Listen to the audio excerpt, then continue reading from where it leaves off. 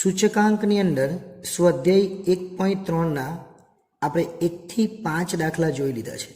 એ ન જોયા હોય તો તમે એ પણ જોઈ લેજો, પ્લેલિસ્ટમાં બધું મળી જશે. આજે આપણે છઠ્ઠો દાખલો જોવાના છે, જે જુલાઈ 22માં પૂછાયો હતો. 2024ને આધાર વર્ષ તરીકે લેવાનું છે અને 2015નો પાસે અને ફિશરનો સૂચકાંક શોધવાનો છે. બે જ વસ્તુ, લાસ્ટ પેયર શોધવાનું નથી. પહેલાં તો જે વસ્તુ આપેલી છે એ વસ્તુને લખી દે. ચલો, વસ્તુ છે એ બેથી લખી દે, એક એક લીટી છોડીને. A, B, C, D અને E સુધી આપેલું છે. ત્યાર પછી આપણને 2014નો ભાવ આપેલો છે. ભાવ એટલે જો પહેલાં 2014 એમાં આપણે ભાવની વાત કરી. 2014નો ભાવ આપેલો છે અને કુલ ખર્ચ આપેલું છે.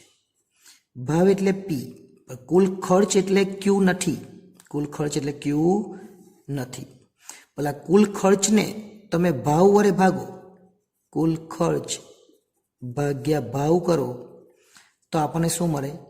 જથ્થો મળે, એટલે Q મળવાનું.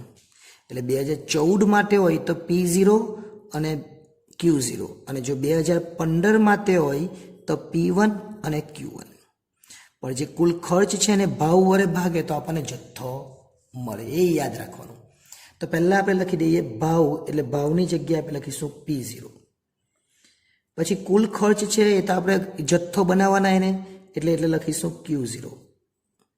પછી 15નો છે એટલે P1 અને Q1. આ જે બે છે એ કોના?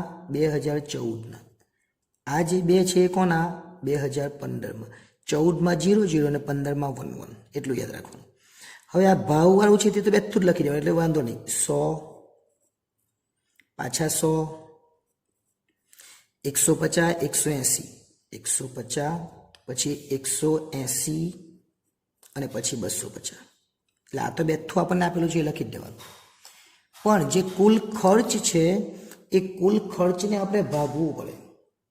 કુલ ખર્ચ છે એને આપણે શું કરવું પડે? ભાગવું પડે, એટલે Q0 મળે. ચલો, કુલ ખર્ચને આપણે ભાગી કાઢીએ. કુલ ખર્ચ કેટલો આપેલો છે આપણને? તો કુલ ખર્ચને આપણે ભાગી કાઢીએ એટલે આપણને મળી જાય. કુલ ખર્ચ આપેલો છે આપણને 400. 400 ભાગ્યા 100 કરવાના એટલે કેટલા આવે? 4. 400 ભાગ્યા 100, આ જે 100 છે એ ભાગાકાર મૂકી દેવાના. પાછા 100 છે એ પાછા ભાગાકાર મૂકવાના, કેટલા આવે? 5. હવે કેટલા વડે ભાગવાનું? આ 150 વડે. ઉપર જે છે રકમ એના વડે ભાગી કાઢો એટલે કેટલા આવે? 4. હવે કેટલા વડે ભાગવાનું? 180 વડે. એટલે 1080 ને 180 વડે ભાગો એટલે કેટલા આવે? 6. અને છેલ્લે આ 1000 છે અને 250 જે ઉપર આપેલી છે એના વડે ભાગે તો કેટલા આવે? 4. એટલે Q0 પણ મળી ગયું. ચાલો, હવે Q1, P1, તો P1 તો આપેલું જ છે કેટલું? 120, ફરીથી 120, ફરીથી 160, પછી 200 અને 200 ને પછી 300. હવે આ જે 720 છે ને 120 વડે ભાગવું પડે. ઉપર જે આપેલા છે કે કુલ ખર્ચ છે, કુલ ખર્ચને ભાવ વડે ભાગે તો જથ્થો મળે, એટલે Q1 મળે. એટલે 720 ભાગ્યા 120 એટલે કેટલા આવે? 6. આને પણ 120 વડે ભાગવું પડે, કેમ કે 120 છે, એટલે 600 ભાગ્યા 120 એટલે કેટલા આવે? 5. અહીંયા 800 ને 160 વડે ભાગવું પડે, એટલે 800 ભાગ્યા 160, 100 50 80, એટલે એમાં પણ કેટલા આવે? 5. 1000 ને 200 વડે ભાગે, આ 200 છે એટલે 202 એટલે કેટલા આવવાના? 5. અને 1200 ને 300 વડે ભાગે એટલે 300 એટલે ભાગ્યા 12 એટલે કેટલા આવવાના? 4. 1200 ભાગ્યા 300 કરે એટલે કેટલા આવે? 4. હવે જે જોઈતું હતું તે મળી ગયું. જે આપણને જોઈતું હતું તે આપણને મળી ગયું. એટલે આપણે દાખલો એકદમ સરળતાથી હવે કરી શકવાના. દાખલો એકદમ જ સરળતાથી આપણે હવે કરી શકીએ. આપણે શું શોધવાનું છે? IL. IL એટલે પહેલાના છેદમાં બીજું, એટલે 1000. એટલે PQ બે જ વાર. આપણે તો પાસે શોધવાનું છે, IL નથી શોધવાનું. પણ શું શોધવાનું છે? પાસે. પાસે એટલે હું જો લાસ્ટ પેર એટલે 1000 અને પાસે એટલે 1101. લાસ્ટ પેર એટલે 1000 અને પાસે એટલે 1101. આપણે બધું શોધી જ કરવાનું, બહુ ચિંતા નહીં કરવાની. એટલે બધા એક વસ્તુ શોધી કાઢીએ. PQ કેટલી વાર લખી દેવાના? 4 વાર. એકચ્યુઅલી જરૂર નથી છે. અહીંયા આપણને આ જે કુલ ખર્ચ છે ને એ આપી દીધેલો છે. આ જે છે એ આપણને આપી દીધો, એ ખબર આપણને પડતી નથી, પણ હવે ખબર પડી જશે. જો P0 Q0 અને P1 Q1 એ આપણને આપેલું જ છે, પણ હવે સમજાઈ જશે કેમ નથી આપેલું ને કેમ નહીં ખબર પડી જાય. જોઈ લેજો. એના કરતાં આ લખી દેવાનું, એટલે 1000 અને 1101. ઓકે, 1000 અને 1101. P1 Q0 એટલે P1 અને Q0 આ બંનેનો ગુણાકાર. P1 Q0 P1 Q 12 80 એટલે 480. ઓકે, ચાલો ત્યાર પછી આ પાછું P1 Q0 જ છે, એટલે 12 50 60 એટલે 600. 16 ચોક 64 એટલે 640. 200 ગુણ્યા 6 એટલે 1200 અને 300 ગુણ્યા 4 એટલે પણ 1200. આ બંનેનો સરવાળો કરી દેવાનો, એને કહેવાય સિગ્મા P1 Q0. આ P1 Q0 જ છે, પણ સરવાળો કરી દે એટલે શું થાય? P1 Q0 બની જાય, એટલે 4120 સરવાળો. હવે P0 Q0 આ તો આપણને આપેલું જ હતું, છતાં બી આપણે કેમ લખ્યું? કેમ કે આપણને આપણી રીતની અંદર ગૂંચવાડો નહીં થાય, બાકી આપણને આપેલું જ છે. જો 100 ગુણ્યા 4 એટલે 400. આની અંદર નથી, રકમમાં આપેલું છે. જો 400 500 600 એ જ આવશે. જો અહીંયા કેટલા? 100 ગુણ્યા 5 એટલે 500. 150 ગુણ્યા 4 એટલે કેટલા? 600. 180 ગુણ્યા 6 એટલે 1080. જે આપણને આપેલા જ છે, બધું જ આપેલું છે એનું. અને 250 ગુણ્યા 4 એટલે 1000, એ આપણને આપેલા જ છે. પણ આપણે લખી દઈએ જેથી કરીને આપણને પ્રોબ્લેમ નહીં થાય, આપણે આપણી રીતની અંદર ઓકે રહીએ. હવે બધાનો સરવાળો કરી દઈએ. 400 500 600 1080 ને 1000 એટલે 3580. જો લાસ્ટ પેયર પૂછેલું હોતે તો આ પહેલાના છેદમાં બીજું એટલે IL, હવે ત્રીજાના છેદમાં ચોથું એટલે IP. ચલો પાછું PQ P1 Q1 આ P1 Q1 છે, એ બી આપેલું જ છે. 720. 12 50 60 એટલે 600. જો ખબર પડે કેવી રીતના આપેલું. 16 50 80 એટલે 800. 20 50 100 એટલે 1000 અને 30 3 ગુણ્યા 4 એટલે 12 એટલે 1200. આ બી આપણને આપેલું હતું. આયરું આ કુલ ખર્ચ, બરાબર ને? એટલે P0 Q0 અને P1 Q1 એ આપણને આપેલું જ હતું, પણ તમને નહીં ખબર પડે એટલા માટે આપણે એ વસ્તુ પાછી કરી. ઓકે, આ બધાનો સરવાળો કરી દેવાનો. આ દરેકનો સરવાળો કરે એટલે જવાબ આવે 4320. હવે છેલ્લું આપણે શોધવાનું P0 અને Q1, પહેલું ને છેલ્લું એટલે 600. પહેલું ને છેલ્લું એટલે 500. 150 ગુણ્યા 5 75 એટલે 750. 18 50 90 એટલે 900.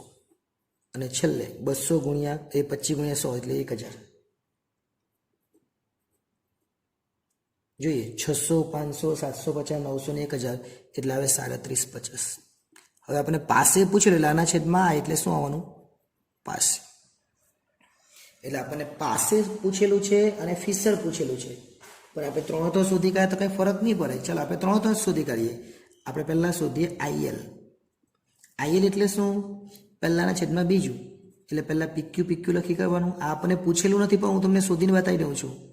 1000 અને ગુણ્યા 100 એટલે પહેલાંના છેદમાં બીજું એટલે 41 20ના છેદમાં 3580 ગુણ્યા 100. એટલે આ કરીએ એટલે તમારો જવાબ આવી જશે 41 20 અને પછી કરે એટલે તમારો અહીંયા જે જવાબ આવે એ ગુણાકાર કરી દેવાનો એટલે IL મળી જાય. જો આ રીતે શોધવાનું, આ તો માંગેલું નથી એટલે આપણે ખાલી બતાવ્યું છે, બરાબર. પછી આપણે શોધવાનું IP. IP એટલે આ ત્રીજાના છેદમાં ચોથું, એટલે પાછું લખી દે સિગ્મા PQ ગુણ્યા 100. અહીં લખવાનું 1101 એટલે ત્રીજાના છેદમાં ચોથું. 4320 છેદમાં 3750 ગુણ્યા 100. ચલાનો કરી નાખીએ આપણે. આ પૂછેલું છે એટલે જવાબ હું કરું છું 115.2. આ આપણને પૂછેલું છે, આ માંગેલું નહીં એટલે આપણે કર્યું, બાકી કરવું હોય તો કરી શકાય, બરાબર. અને છેલ્લે આપણે શોધવાના છે IF. IF તેનું સૂત્ર મેં તમને 5મા દાખલામાં સમજાવ્યું, એટલે એ ન જોઈએ તો જોઈ લેજો. હવે ડાયરેક્ટ જ એ સૂત્ર લખી દઉં છું. એ સૂત્ર કેવી રીતના બનેલું મેં તમને 5મા દાખલામાં શીખવ્યું છે. આ જે છે 4 રકમ એ અંદર આવવાની, એટલે પહેલાં સિગ્મા PQ લખવાનું, બરાબર. પછી લખવાનું 1000 એટલે પહેલું બની ગયું. પાછું સિગ્મા PQ લખવાનું, પછી 1101 લખવાનું એટલે બીજું બને અને ગુણ્યા 112. આ ચારે ચાર રકમ આપણી પાસે છે, ચારે ચાર છે. જોઈ રહી ગઈ પહેલાના છેદમાં બીજું એટલે 41 20 એના છેદમાં 35 80. બીજું છે 43 20 એટલે રહ્યા છે એના 37 50 અને ગુણ્યા 112. શું કરવાનું હવે આપણે? તો ઉપરના બંને સંખ્યાનો ગુણાકાર કરો તો પણ ચાલે, નીચેની બંને સંખ્યાનો ગુણાકાર પછી ભાગાકાર, અથવા પહેલા ભાગાકાર કરો અને પછી બંનેનો ગુણાકાર કરો તો પણ ચાલે, જે રીતે કરવું હોય તે પ્રમાણે. પહેલા ઉપરની બંને સંખ્યાનો ગુણાકાર આપણે કરી દઈએ. ગુણાકાર કરે એટલે 17 79 8400 આટલા આવશે. ખાલી ગુણાકાર. કોનો કોનો ગુણાકાર? આ 41 20 અને 43 20 નો ગુણાકાર. એ બંનેનો ગુણાકાર એટલે આટલા આવે. ત્યાર પછી ફરીથી કરીએ બીજા નીચેનો ગુણાકાર 13 42 અને 5000 અને ગુણ્યા 112. એટલે એમ જોવા જઈએ તો કેટલા આવે? 1,34,25,000 અને 1,77,98,400. બરાબર. પણ એ જરૂર નથી અને ભાગાકાર કરી નાખવાનો અને ગુણ્યા 100 કરવાનો. પહેલા ભાગાકાર પછી વર્ગમૂળ કરવાનું. સાંભળજો, પહેલા ભાગાકાર, આ બંનેનો ભાગાકાર, પછી વર્ગમૂળ કાઢવાનું જે આવે તે, અને પછી ગુણ્યા 100 કરવાના. એટલે એમ જોવા જાય તો કેટલા આવશે? ભાગાકાર કરીને વર્ગમૂળ કરે તો 1.15 14 18 અને પછી ગુણ્યા 100. હવે ગુણ્યા 100 કરી નાખે એટલે 115.14 આપણો જવાબ આવે છેલ્લો. કેટલો જવાબ આવે? 115.14. એટલે આપણને બે માંગેલા હતા, 115.2 અને 115.14. એટલે અહીંયા આપણું સ્વાધ્યાય 1.3 સંપૂર્ણ પૂરું થાય છે. હવે જ્યારે નેક્સ્ટ ટાઈમ મળીશું ત્યારે સ્વાધ્યાય 1.4 જોઈશું. આભાર.